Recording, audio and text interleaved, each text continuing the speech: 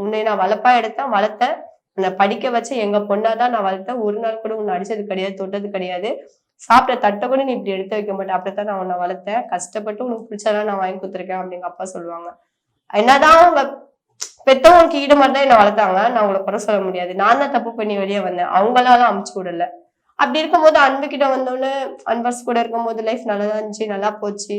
2வது குழந்தையும் அவருக்காக பெத்தேன். அவர் ரொம்ப எனக்காக என் கூடவே இருப்பாரு, எல்லாம் ஹெல்ப்பும் பண்ணுவாரு. வீட்டுல 6 3 6 தான் அவரே பண்ணி தருவாரு. அவருக்குள்ளேயே சொல்ல முடியாதுக்கா. எங்க அப்பா அம்மா கொடுத்த அன்பை விட ஒரு படி மேலே என்ன வச்சுக்கினாரு. அவரை விட்டுலாம் என்னால போக முடியாது.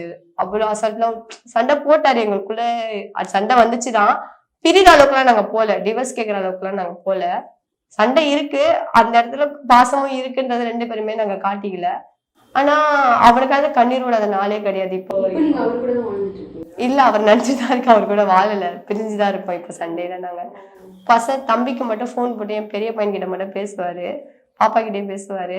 என்கிட்ட அவ்வளவா பேச மாட்டாரு. மெசேஜ் அனுப்புவாரு, ஸ்டேட்டஸ் எல்லாம் பாப்பாரு. ரொம்ப சோகமா வைப்பாரு. சரி கால் பண்ணாலும் அதை அப்செட் பண்ண மாட்டாரு. நான் கால் பண்ண எடுத்தாலும் சண்டை தான் போடுவாரு.